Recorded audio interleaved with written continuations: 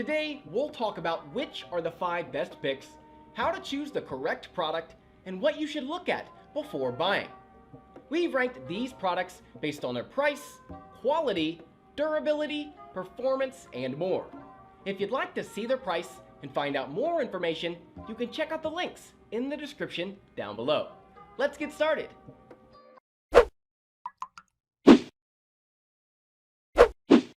We are going to start this list with the best budget option that you can get your hands on. Number 5. Altair AA108. If you're a complete beginner when it comes to flying drones, don't buy a drone worth more than $500. If you're buying a drone for your kid, look for an even cheaper drone. Of course, you'll be sacrificing some nifty features like obstacle detection and 4K cameras, but beginner camera drones these days are packed with some surprisingly great features. Our biggest reason for recommending this drone is how easy they've made it to fly.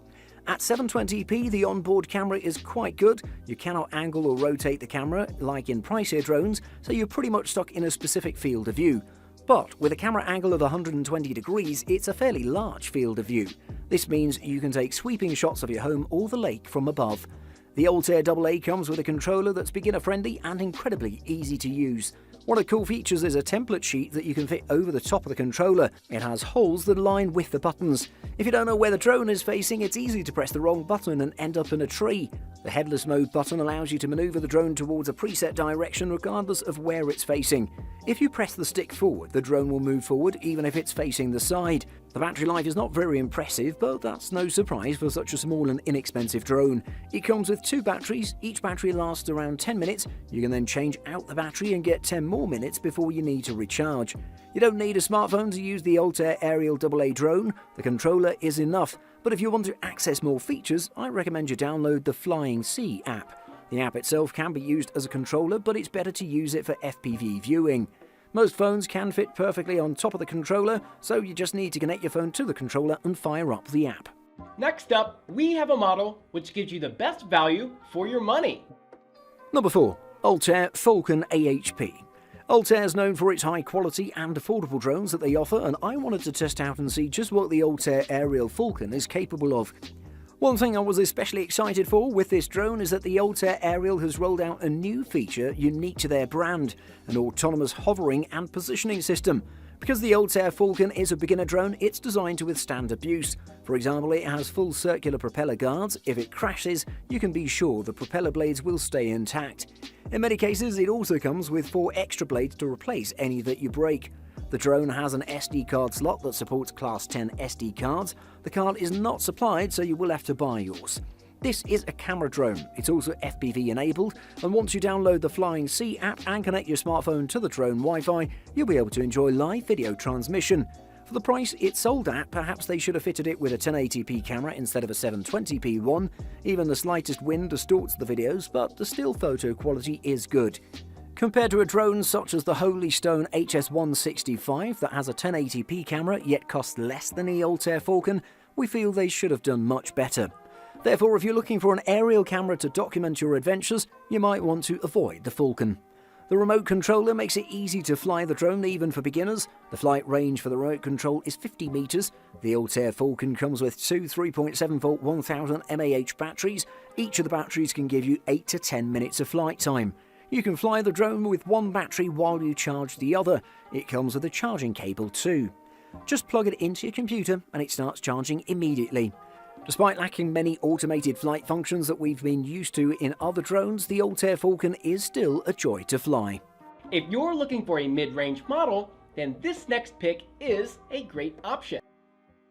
Number 3. Holystone HS150 Bolt B. Racing drones are quite popular among remote pilots who race their drones in the league for prizes. Ever since the parts to buy and assemble a racing drone can be very expensive. Most of them go for between $500 to $750, which is way out of most beginners and first-time flyers' league. Fortunately, there is a great racing drone that's affordable, yet packed with a powerful punch and amazing racing-like capabilities. The HS150 Bolt B is created by Holystone, which is a popular Chinese manufacturer well known for toy quadcopters. The main deal that makes this yellow quadcopter different from the rest of the drones I've flown. First of all, the HS150 Bolt B is designed to be aerodynamic. Its motor arms don't come with any excess materials. The excess materials were removed in favour to make it lightweight and minimise the air drag. The body frame doesn't come with any sharp edges, instead it's smoothly curved in the front so it can handle better in light to moderate winds. Aerodynamically, the HS150 Bolt B racing drone is just about the most lightweight you'll fly, and it's meant for both indoor and outdoor activity. In the front, two blue LED lights give it an interesting impression. Also, on each end of the motor arms there are rubber landing pads installed to help soften the impact when the drone lands. Overall, the design is very good. It felt like the HS150 Bolt B was built with high-quality craftsmanship. The HS150 Bolt B is packed with features that are super easy to learn and friendly for beginners. It's equipped with headless mode, altitude hold, 360-degree flip, and speed mode. Headless mode allows you to control the drone based on the direction you're pushing the levers at instead of the direction it's facing at. The HS150 Bolt B box comes with a notebook that you can use to draw, scribble, or keep notes on. And yes, it comes with an additional battery. A single battery gives you an average flight time of 7 minutes. In total, you'll be able to fly for 14 minutes. Combined with superior speed, stability, and ease of controls, I think the HS150 Bolt B is easily one of the best starter drones for beginners and first-time flyers. Before we talk about the best model overall, let's look at the runner-up for this list. Number 2. Holystone HS170. If you're looking for something small and simple that can fly through indoor obstacle courses without damaging itself or your house, the Holystone HS170 Predator certainly fits the bill. This drone can buzz around inside with decent agility, but is light enough and has sturdy enough propeller guards that collisions with walls or bookcases are unlikely to leave any marks. The Predator's flight is very simple, and for a tiny drone without any sort of flight sensors, it's relatively stable. You definitely get a more by-the-seat-of-your-pants flying experience that requires some practice, but after a couple of flying sessions, we were able to hold the Predator in a decent hover without too much frantic feathering of the joysticks. The drone itself is also very light, so all of the crashes leading up to that threading of the needle didn't cause any damage to the drone. It can't just lock into a stable hover at the push of a button like the Rise Tello, and it certainly takes a bit of practice to not have this thing careening straight off into the wall or ceiling every time you take off. This drone certainly tailors to those looking for a toy that can fly around inside the house for general amusement, and in our experience it very much delivers on that promise. The controller is slightly cumbersome and takes 6 AA batteries, which are not included. The drone controller has your typical throttle for up and down motions and a lever for left and right controls, which actually rotates the quadcopter. It also has controls for a left and right tilt. There's also a headless mode option that can be activated by pushing and holding the button. This drone has amazing performance and is great value for the price. It has a few drawbacks as mentioned in this review, but overall it comes out ahead. This drone flies really well, it's easy to control, and kids can use this without a problem. It looks small but has decent responsive performance and is rather robust. Finally, the next model is the best overall. From us, it gets a perfect score in all categories. Number 1. DJI Mavic Mini. The DJI Mavic Mini is a masterful balance of portability, price, image quality, and convenience.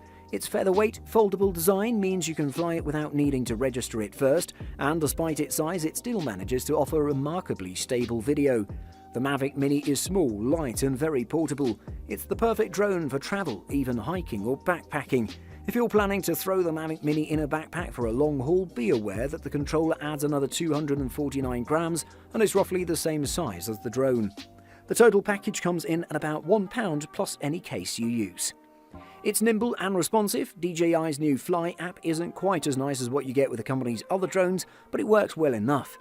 The drone can reach 1,600 feet vertically and can range 2 miles from you, which is a bit tighter than DJI's other drones, but that's still plenty far enough to lose sight of it because it's so small. Line of sight is the only safe way to fly in my opinion. Relying on first-person video is a great way to lose your drone.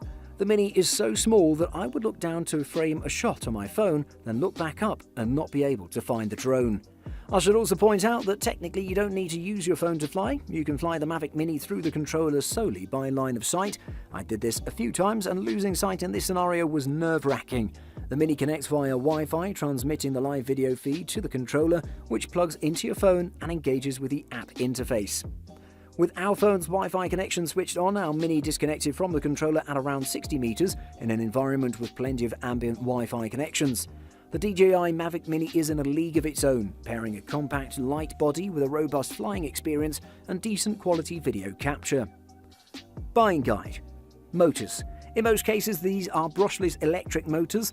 These motors are usually paired. Each pair is a set containing one clockwise CW motor partnered with one counterclockwise CCW rotating motor, though they may be sold individually. It's important when replacing them or building your own system to use the correct rotational direction in the telemetry or OSD correct position. Telemetry or OSD. Telemetry is data about your flight speed, altitude, battery voltage, etc. This can be viewed in several ways. The old school way is via a display built into the transmitter. In some cases, the telemetry will operate on its own radio system with a unique frequency, so a transmitter with a dedicated telemetry receiver or the ability to install one is required. More recent is on-screen display or OSD, an addition to FPV that superimposes select data over the video feed from the flight camera. And transmitter. This is the radio controller. For an increasing number of tech toy and entry-level UAVs, the transmitter is simply the combination of a mobile app and a Wi-Fi enabled tablet or smartphone. UAVs equipped with receivers such as Spectrum and Futaba can work with a range of transmitters.